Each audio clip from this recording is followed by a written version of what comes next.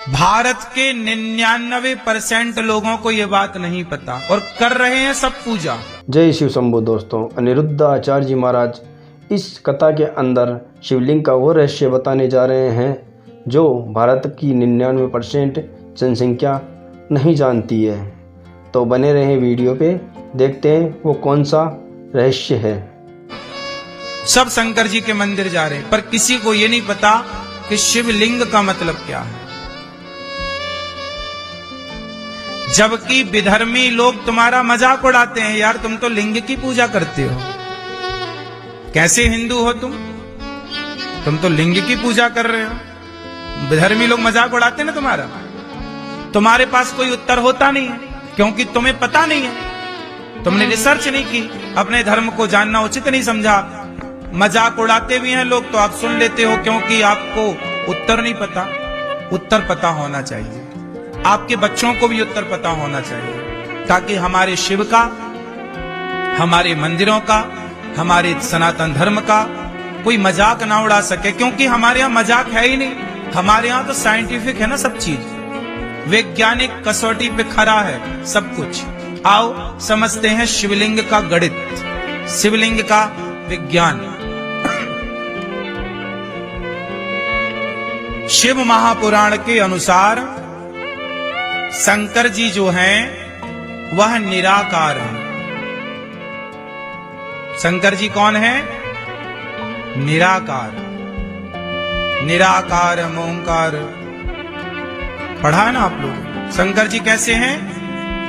निराकार। जब भगवान शिव को निराकार कहा गया, वह एक शक्ति है, एक ज्योति के रूप में।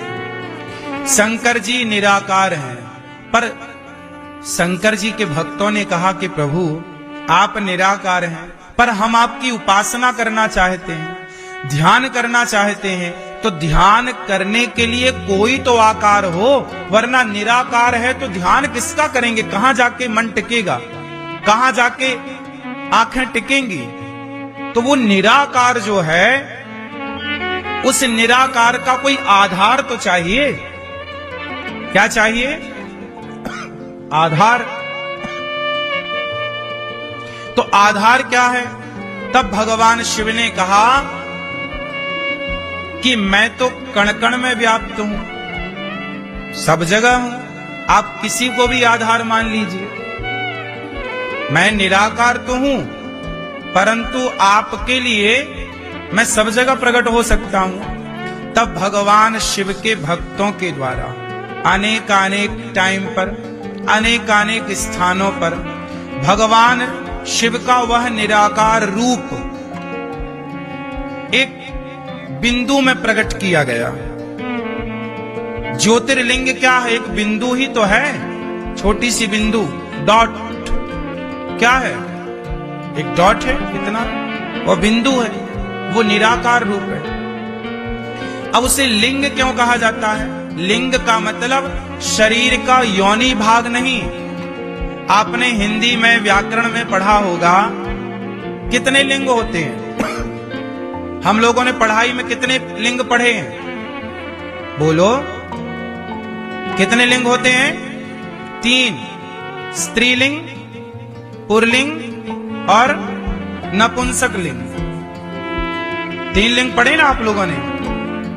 जब हम कहते हैं पुल्लिंग, तो आपसे मेरा सवाल है कि पुल्लिंग कहने से पुरुष के लिंग का बोध होता है कि पूरे शरीर का बोध हो जाता है? बोलो भाई, पुल्लिंग कहने से पूरा बोध ना हुआ, एक योनि भाग का थोड़ी बोध हो रहा है।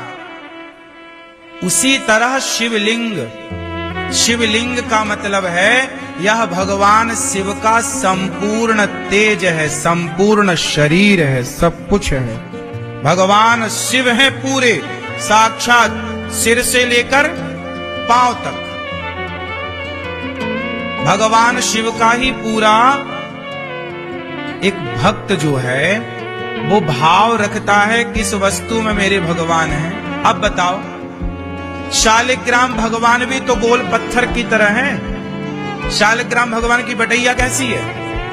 गोल है ना, उसमें हाथ दिखता, ना पांव दिखते, ना पेट दिखता, ना पीठ दिखता, ना आंख दिखती, ना नाक। शालिग्राम भगवान में कहां कुछ दिखता है? शालिग्राम भगवान तो गोल है कि नहीं? तो भाव ये है ना कि ये नारायण है। क्या भाव? शालिग्राम मतलब भगवान नारायण विष्णु। तो पूरे शालिग्राम गोल में भाव पूरे विष्णु का है ना।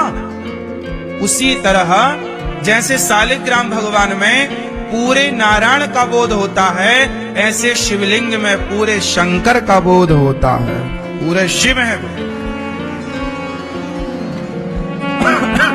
शिव का योनि भाग नहीं है कि कोई योनि भाग माने कि नहीं जी केवल ये योनि भाग है उसकी हम पूजा करें, नहीं। शिवलिंग का अर्थ है संपूर्ण शिव, कल्याण करने वाले। शिव का अर्थ होता है कल्याण करने वाले। ऐसे शिव की हम आराधना करते हैं। तो वहां लिंग का मतलब शिव को बोध कराने वाला वो शब्द है। बात समझ में आई? अनिरुद्ध आचार्य जी महाराज ने शिवलिंग का परिचय बहुत अच्छा दिया है और लाइक और सब्सक्राइब जरूर करें दोस्तों। चूंकि इतनी सी जानकारी ना होने के कारण आप ना उत्तर दे पाते, ना आप समझ पाते, ना तो आप समझा पाते।